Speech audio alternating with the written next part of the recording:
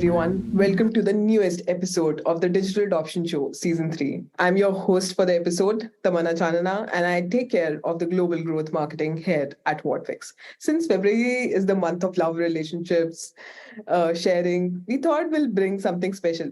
No. We are not going to solve your personal problems here, but we will surely going to talk about the relationship between you as an employee and your employer companies while considering your personal growth as well. So, in today's discussion, we'll talk about elevate your career with personal growth, five proven techniques at work. Okay, now coming to the point, let me introduce the guest of the honor for today's episode, Carrie Berg. She's the VP of Learning and Development at Teladoc Health. She has over 20 plus years of experience in the industry in sales, sales training, marketing, strategy, commercial effectiveness, L&D, talent, you name it, she has done it. Before joining Teladoc Health, Kerry held various leadership positions in training at iRhythm Technologies and CardioDX, and acted as a consultant to several startup organizations, which are there are certain clinical sales roles that she has also done with Medtronic, Abbott, and Biotech. Now, let me introduce Kerry. Welcome to the show, Kerry. Thanks a lot for taking out time to be a part of this wonderful show with us. Thank you. Thank you for the nice welcome. I'm happy to be here.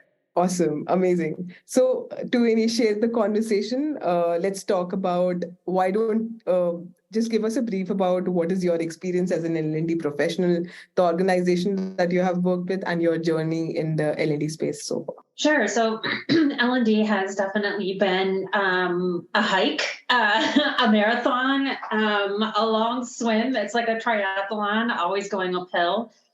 So my background, I started off as a clinician working in cardiology and cardiac rehab, and went into the pharmaceutical sales space, med device sales space. And because of my healthcare background, I was really good at teaching, and I'm teaching others about the body when they didn't have a healthcare background. And over time, that evolved to going from pretty large, well-established medical device companies into smaller startups, where they hired me first to build out sales training, and then they also needed somebody to help with learning and development.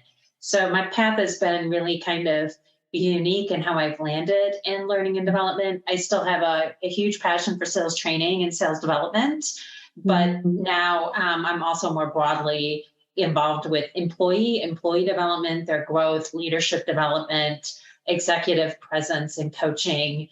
And I also enjoy that. So, it's dealing with people and personalities, and you either like that or you don't, but that's part of what makes it a marathon, a hike, a swim, all of those things, is because every personality is unique.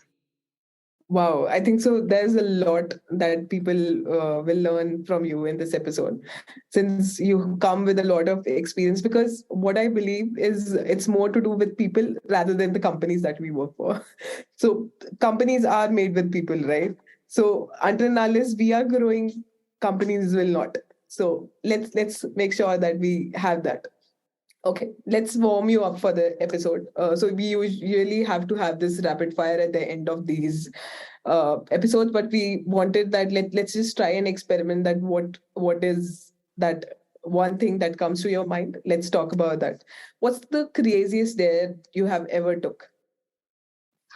I think jumping into the Antarctic Ocean off of a boat, surrounded by penguins and whales.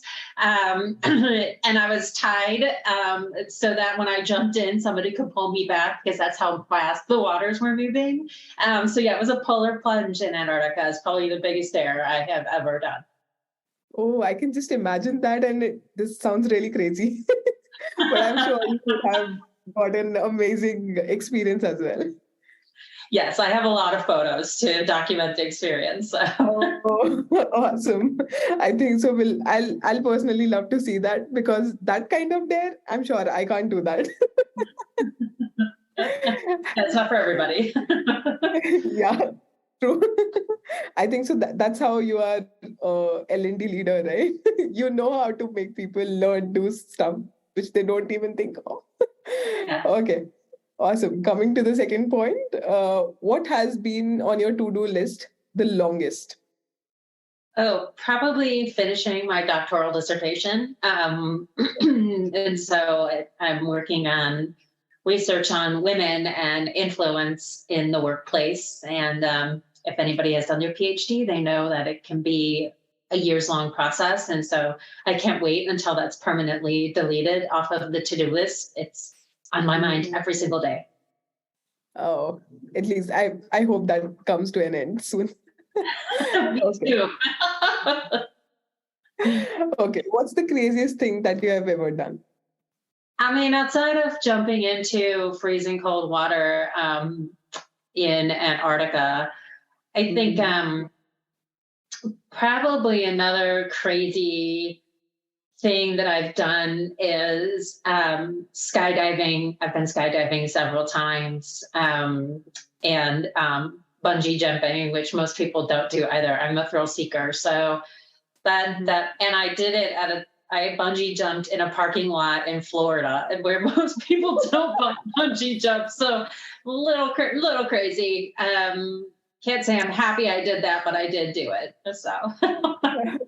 I can sense some relativeness here because these are some of the crazy things even I love to do. But definitely, I think so. That would be a kid spot, if I'm not wrong, where you bungee jumped. Yes. Okay, I think so. That's how you should have a crazy child in you to run around all the time.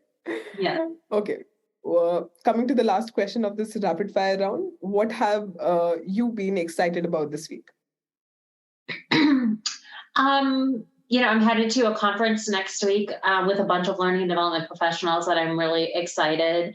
And so this week it's really working on a couple of talks that I'm conducting. And it's always really great to meet with different peers from other organizations and even other industries where a lot of our L&D challenges are the same, but they're also a little bit different. And so you pick up a lot of unique and cool ideas and approaches to how to do things differently. Oh, nice. All the very best for that conference. But I thought that you'll say about this episode. But anyway. I am very excited about this episode. I take that. Okay. Coming to the main questions around what we wanted to discuss today. Let's talk more about your story of becoming an L&D leader. What made you decide that this is what you wanted to do?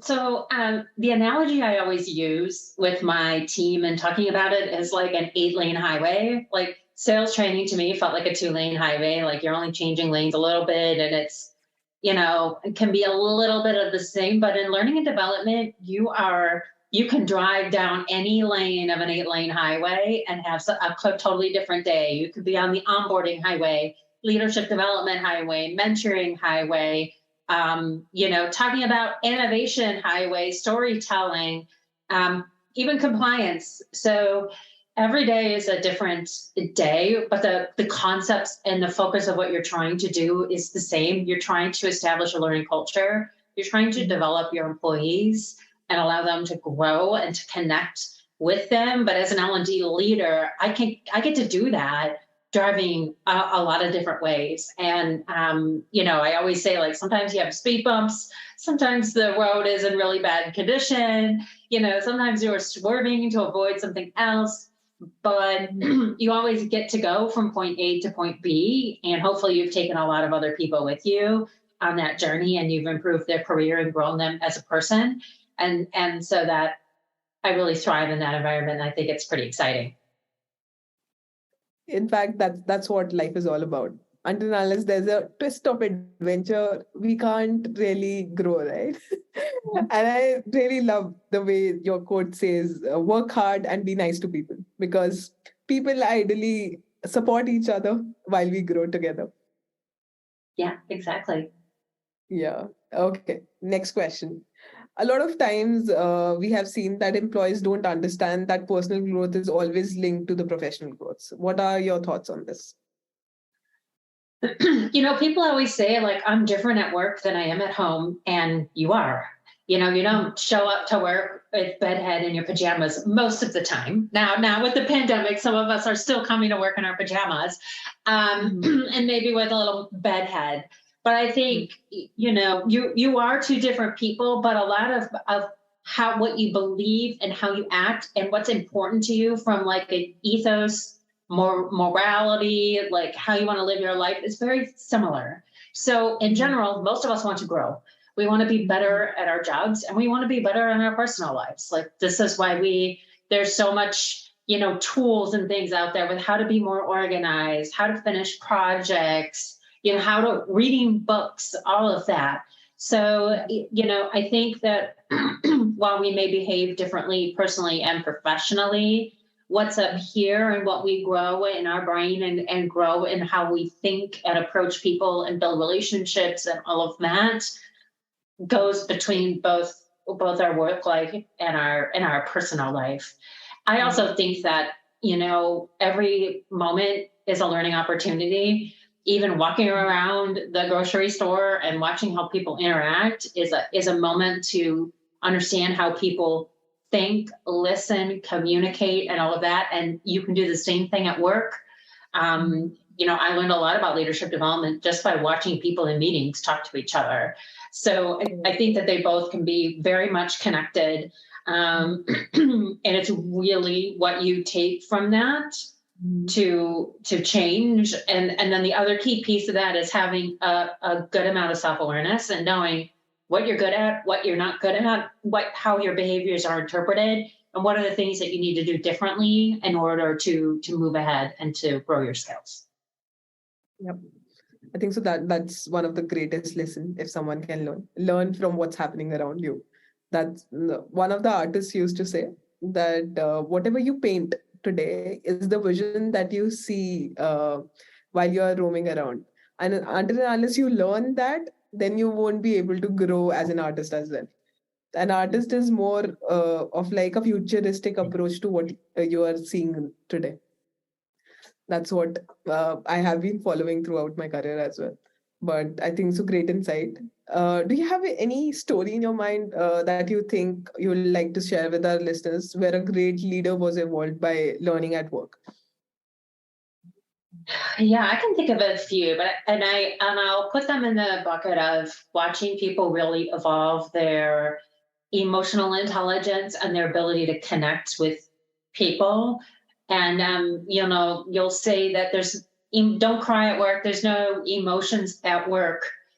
And, you know, at times that may be true, but I think actually appreciating that we're all humans and appreciating that we all have emotions and that we all feel a certain way actually allows leaders to grow and to be better. And so along those lines, it's appreciating that people don't think the same way that you do, and they don't feel the same way that you do about certain things. Like I always kind of use the analogy of like, some people are really, really, really crazy about their cars. If you have one, somebody can have it be filthy, dirty. They don't care. It just gets them from A to B. And then you'll meet somebody who takes their car to the wash 3 days a week and it's spotless and all of that.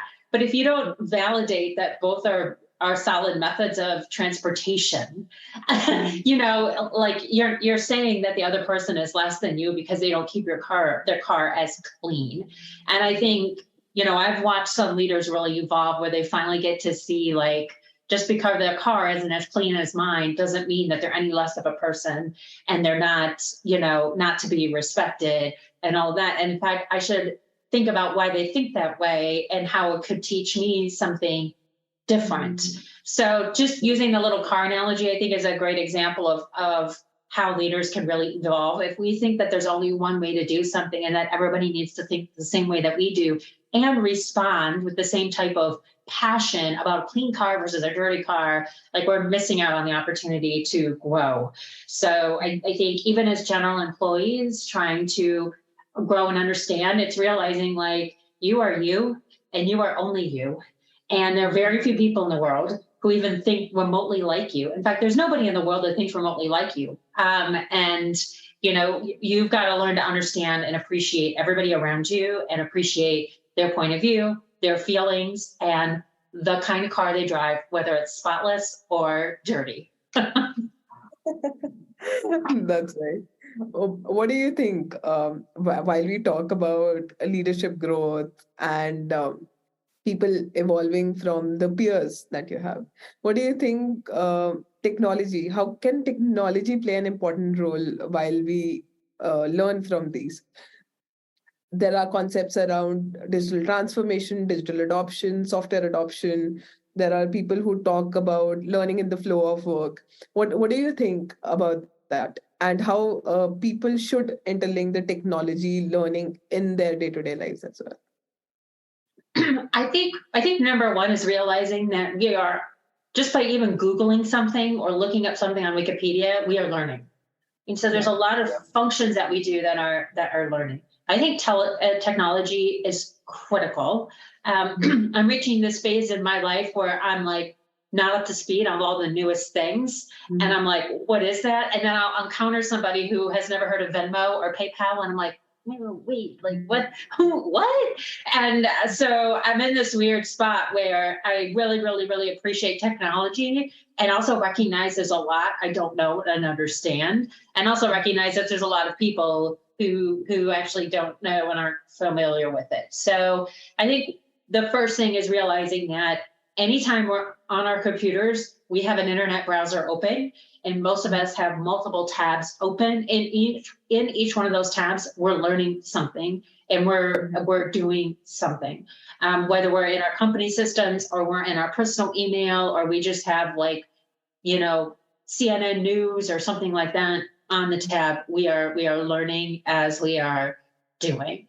I think technology needs to be embraced with open arms. Technology can help us do our jobs a lot easier. I'm always looking for efficiencies and ways to navigate things a lot better. I want to get away from doing manual things. Manual spreadsheets can be a safety net for us because we feel like we can do it really, really well.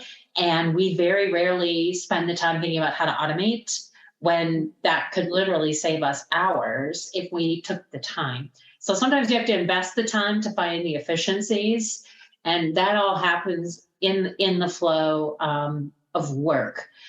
I also think that going back to that Googling concept, like if there's something you've never heard of, like you should look it up right away and read about it. I mean, that's how I am. I mean, if something's on the news or whatever, I'm like, when ChatGPT came up as a big topic, I was like, what is that? I'm fascinated. And now, you can talk to it. It can create a resume for you. It can do all of these things that I learned in literally a minute of Googling.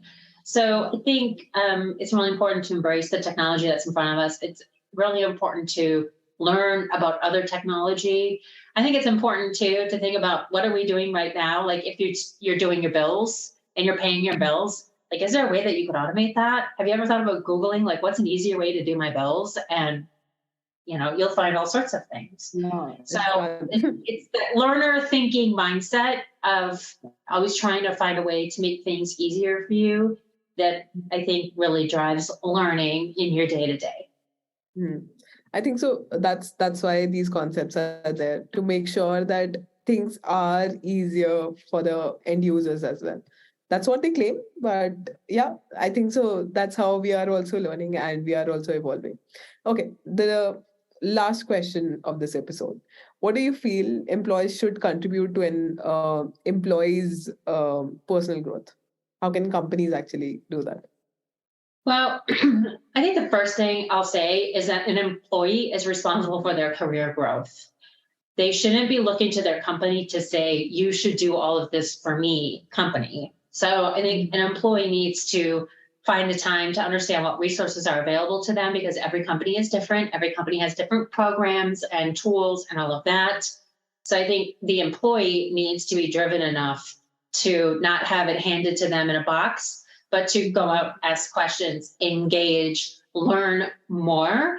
There's a very interesting stat that about 64% of employees are not aware of their learning and development teams, nor the programs that are provided, despite emails, company intranet postings, how many times they're communicated with. And that's for a variety of reasons. But to automatically say my company doesn't have anything, especially if it's of a certain size, is wrong. Even if the company only had 10 people in it, there's ways for you to develop yourself, which is having interviews and meeting with other employees and understanding where they came in their career, what tips and tricks they have for you. So career growth starts with yourself. And then it's understanding the programs that are available to you and trying to take advantage of them as much as possible. And if your company has no programs or nothing, there's so much to be gained by gaining feedback from others on how you work and how you perform, getting feedback, understanding what kind of feedback that other person had received in their career. For me, I'm a very direct and to the point communicator, and I've received a lot of feedback about that I share openly with others to help them understand, like, this is what it means to kind of change your style and adapt to who you're talking to, which is really critical if you want to move up in a company. So, if I go back to my 8-lane highway, every employee's driving their car, and you decide what lane you're going to go on, and you have the power to speed up and slow down and change lanes and do all of those things. And you don't need to wait for your company to give you something in order to do that. Wow, what a great example. I think so. People should listen to this, definitely. Okay.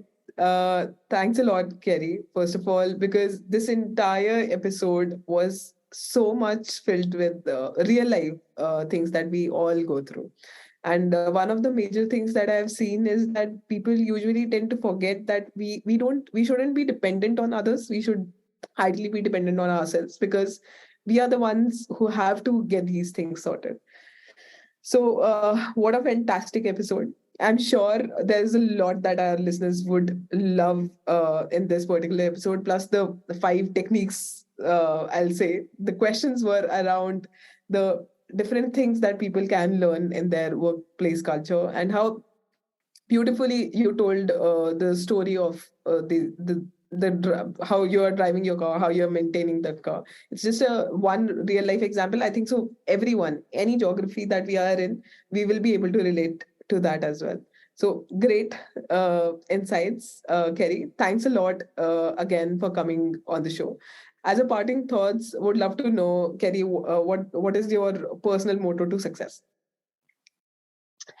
Well, besides what's on my wall behind me, which is work hard and be nice to people, I think that, I always want to leave people with a good impression as much as I can. And I always want to learn from everybody I communicate with. And if you go through life with that mindset, you will continually become a better person and a more understanding person.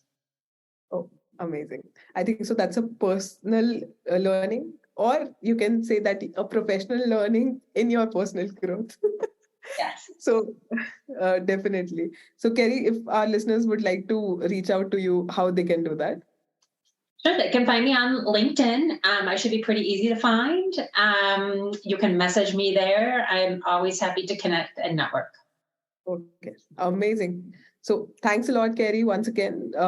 Thank you, our listeners, for this amazing episode. Thank you so much for all the love that you have shared with us, for the reviews that you have given to us. Stay tuned for more such episodes with a lot of L&D, digital transformation leaders, and digital adoption leaders who have actually make the change in the world of L&D.